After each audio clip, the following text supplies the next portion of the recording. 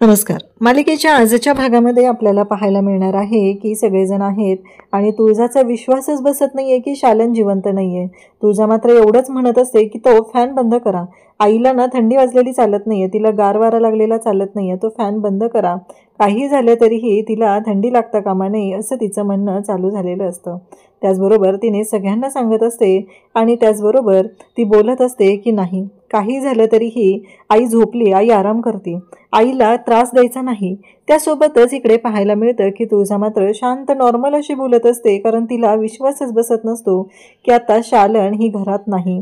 तिचं फक्त एवढंच म्हणणं चाललेलं असतं की काहीही झालं तरीही हे सगळं काही जे चालू आहे त्यामुळं तिला त्रास होत असतो. इकडे सूर्या रडत असतो आणि मग मामा त्याच्याजवळ आलेला असतो आणि मामा म्हणत असतो की सूर्या शांत हो, काळजी करू नको, सूर्या तुला सावरायला पाहिजे. बरं तुझा मोबाईल कुठं आहे, दे बरं जरा. सगळ्या पाहुण्या रावळ्यासनी आपल्याला कॉल केला पाहिजे, कारण पाहुण्या रावळ्यासनी बोलवलं पाहिजे, उशीर व्हायला लागलेला आहे. शत्रूची आणि डॅडींची पण अवस्था बघ काय झालेली आहे, असं मामा सूर्याला सांगत असतो. तेव्हा सूर्या म्हणत असतो की हो. आणि फोन, तेव्हा इकडे सूर्या मात्र म्हणत असतो की आत्याला माझ्याशी बोलायचं होतं, तिचा फोन आला होता मला, ती म्हणत होती मला काहीतरी महत्त्वाचं सांगायचं आहे. आणि फोन म्हटल्याबरोबर डॅडींच्या लक्षात येतं आणि डॅडींचं डोकं चालायला लागतं. डॅडी मात्र म्हणू लागतात की नाही, काहीतरी असं आहे की ज्यामुळं ही फोन करत होती. नक्की शालनने त्या फोनचं काय केलं जाऊन मला बघितलं पाहिजे असं म्हणत डॅडी आतमध्ये जातात आणि शालनचा फोन चालू करतात आणि त्या फोनमध्ये पाहतात. तेव्हा शालनने सूर्याला केलेला मेसेज त्यांना दिसतो. तो मेसेज डॅडीने जेव्हा पाहिलेला असतो तेव्हा डॅडींना धक्का बसतो. डॅडी म्हणतात की नक्कीच माझ्या गळ्याचा फास आवडला जाणार आहे असं डॅडींचं म्हणणं असतं. आणि डॅडी मात्र घाबरलेले असतात, बाहेर येतात आणि आता सूर्याचा फोन काही करून मला मिळवायला पाहिजे, सूर्याच्या त्या फोनमध्ये असं काहीतरी गुपित आहे ते मला समजलं पाहिजे असं डॅडींचं म्हणणं चाललेलं असतं. आणि डॅडी मात्र ते पाहत असतात. तेव्हा मामा म्हणत असतो की सूर्या तो मोबाईल दे तुझा बरं, फोन लावून बघू दे मला, असं म्हणत आता बोलणं सुरू झालेलं आहे. आणि तेव्हा मात्र इकडे सूर्या मोबाईल काढतो आणि म्हणतो स्विच ऑफ झाला. डॅडी म्हणतात की द्या जावई बापू, इकडे लावतो चार्जिंगला. म्हणजे मूर्ख डॅडींना काही झालं तरी एवढंच पडलेलं आहे की नाही, काही असलं तरीही त्यांना फक्त एवढंच पडलेलं आहे की या सगळ्या गोष्टीमधून आपल्याला शाबूत करायचं. आणि म्हणूनच डॅडी ती गोष्ट ती आता शोधण्याचा प्रयत्न करत आहेत की नक्की काय झालेलं आहे. इकडे आपल्याला पाहायला मिळतं की जेव्हा या सर्व गोष्टी घडत असतात तेव्हा मात्र शालनच्या सगळ्या गोष्टी आठवत आहेत. शालनला आता नऊवारी तिथे साडी नेसवलेली आहे आणि या सगळ्या गोष्टी चालू झालेल्या असतात. त्याचवेळी इकडे पाहायला मिळतं की सूर्या जो आहे तो बोलत असतो आणि त्याचबरोबर म्हणत असतो की नाही आत्या, तू नाही सोडून जाऊ शकत, तू असं नाही वागू शकत, हे सगळं बोलणं चाललेलं असतं. आणि सूर्या रडत असतो. तिथे आता तिथे तुळजा अजून शांतच असते. तुळजा काहीच बोलत नसते, तिला काही सुचतच नसतं.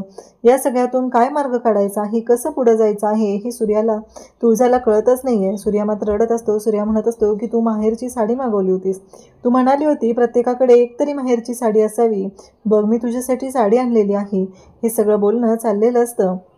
आणि त्याचवेळी सूर्या ती जी आणलेली साडी आहे, म्हणजे त्याने आवर्जून साडी आणलेली असते, तो म्हणत असतो की आत्या आज मंदिरात गेले ना, पूजेच्या वेळी मी तिला ही साडी देईल म्हणून आवर्जून जाऊन सूर्याने ती साडी आणलेली असते.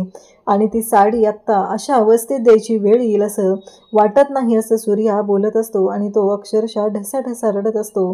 आणि सूर्या म्हणत असतो की नाही आत्या, काही झालं तरीही हे सगळं जे काही घडलेलं आहे ते पूर्णपणे चुकीचं आहे. हे का झालं, का तू सोडून आम्हाला गेलीस, असं म्हणत तो रडत असतो. त्याचवेळी इकडे तात्या पण रडत असतात. आणि मग तिथे येते ती म्हणजे तुळजा. काय चाललंय तुमच्या सगळ्यांचं, माझी आई आराम करते ना, माझी आई मला सोडून कुठेही जाणार नाही, माझी आई माझ्यासोबतच राहणार आहे असं तिचं बोलणं असतं. कारण माझी आई मला सोडून कधीच कुठे जाऊ शकत नाही हे ती ठणकावून सांगत असते, ती बोलत असते. तिचं म्हणणं असतं की नाही, आईला काही झालेलं नाही आहे, ती आराम करते असं म्हणत रडायला सुरुवात करते. आशाही तिथं असते.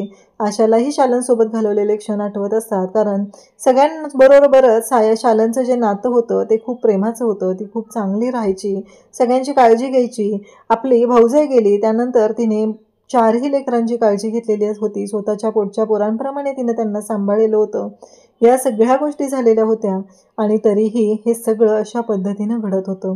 त्यानंतर आता तुळजा सूर्याला म्हणते काय चाललंय तुझं, आई आराम करते ना. सूर्या तिला म्हणत असतो की नाही आत्या मेली आहे, ती आपल्यात नाही, आपल्याला सोडून गेली आहे. तेव्हा तुळजाला खूप राग येतो आणि तुळजा खानदेशी सूर्याच्या कानाखाली वाजवते आणि तेव्हा मात्र सूर्याला धक्का बसतो.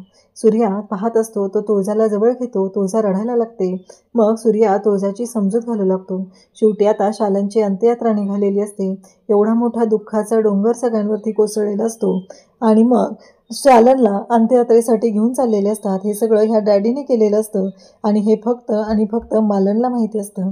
इकडे तुळजाची अवस्था खूप वाईट झालेली असते. तुळजा खूप रडत असते. तेव्हा इथे धनू त्याचबरोबर राजू तुळजाला समजवत असतात. पण तुळजाला काही सुचतच नसतं, काही मार्गच दिसत नसतो. तिला फक्त सहनच होत नाहीये की आपली आई आपल्यासोबत नाही. या गोष्टीचा मात्र तिला खूप त्रास होत असतो. त्यासोबतच इकडे आपल्याला पाहायला मिळतं की जेव्हा हे सगळं झालेलं असतं तेव्हा मात्र इकडे आता सगळे घरी आलेले असतात आणि सूर्या म्हणत असतो की मी जर असं रडत राहिलो तर तात्यांना कोण समजवणार, मला तात्यांना समजवणं गरजेचं आहे. आणि त्याचबरोबर तो म्हणत असतो की नाही, तात्यांच्या बाबतीत मला निर्णय घ्यावा लागणार आहे.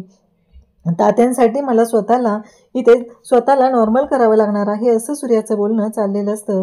आणि तो म्हणत असतो की काहीही झालं तरीही तात्यांच्या बाबतीत जे काही घडत आहे त्यासाठी मला त्यांना सांभाळणं गरजेचं आहे, हे त्याच्या डोक्यात सुरू झालेलं असतं. आणि त्यासोबतच तो इकडे म्हणू लागतो की नाही, तात्यांना आधी सावरणं गरजेचं आहे.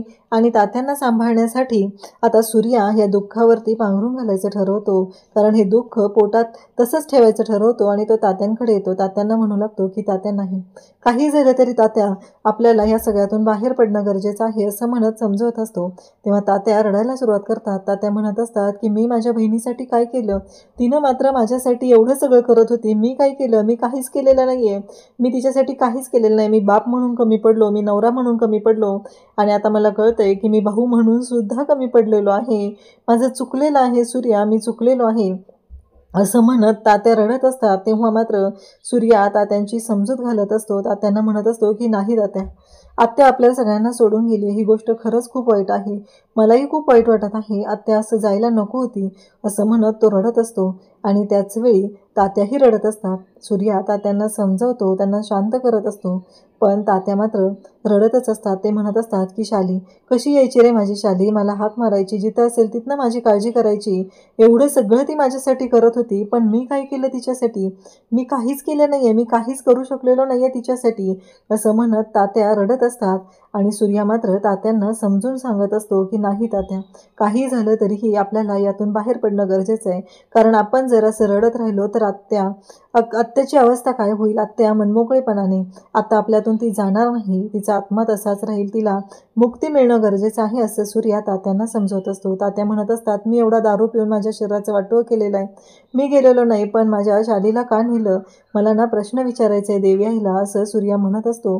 तेव्हा मात्र तात्या म्हणत असतात, तेव्हा सूर्या म्हणत असतो मलाही तोच प्रश्न पडलाय, असं काय झालंय म्हणून हे सगळं झाले आणि आत्याच्या बाबतीत असं काय घडलं हे मला सूर्या तात्यांना शांत करत असतो. तर प्रेक्षकांना उद्याच्या भागामध्ये आपल्याला पाहायला मिळणार आहे की आता तुळजाला समजलेलं आहे की अशी कोणती तरी गोष्ट आहे जी आता मालनला माहिती आहे, म्हणून ती छोटी आईकडे येत आहे. छोटी आई सांग ना, आता तरी तुला पाजर फुटू दे, बोल ना, तू काय पाहिलंय, तू काहीतरी पाहिलेलं आहे म्हणून तर तू बोलत नाहीये, सांग ना काय झालंय, असं म्हणत ती बोलायला तिला भाग पाडत असते. पण आता समोर येतं ते म्हणजे मालनची वाचा गेलेली आहे, मालन बोलूच शकत नाहीये, मालनच्या घशातून आवाजच फुटत नाहीये, मालन अक्षरशः तिची वाचा गेलेली आहे, ढसाढसा रडत आहे आणि तुळजाला काहीतरी ना हाताने खुणवून सांगायचा प्रयत्न करत असते. पण मालन जे काय बोलते ते मात्र तुळजाच्या लक्षात येत नसतं. तुळजा मात्र खूप रडत असते, कारण काही झालं तरीही तुळजाची आई ही आता तिच्यात राहिलेली नसते, या गोष्टीचा त्रास तुळजाला होत असतो. इकडे सूर्या म्हणत असतो की असं काहीतरी आहे की आत्या मला प्रत्येक वेळेस सांगत होती, माझा फोन सांगत होती, जाताना सुद्धा तिने मला फोन करून खुणवलेलं होतं, फोनवरनं खुणवलेलं होतं, तर मला असं वाटत आहे की आत्याला मला काहीतरी सांगायचं आहे, मी माझा फोन बघतो, असं म्हणत तो फोन चार्जिंग लावत असतो. आणि इकडे डॅडी म्हणत असतात काही करून मला त्या सूर्याचा फोन मिळवला पाहिजे. आणि डॅडी आता सूर्याच्या घरी आलेले असतात आणि हात जोडून सूर्याची माफी मागू लागत असतात. आता डॅडी सूर्याची माफी मागत आहेत, हात जोडलेले आहे. आता सूर्या नक्की डॅडींची कशी वाट लावणार आहे, कारण सूर्याला शोधून काढायचं आहे की यामागे खरं काय झालेलं आहे ते आपल्याला पुढे पाहायला मिळणार आहे. अशाच अपडेटसाठी चॅनलशी कनेक्टेड राहा. थँक्यू.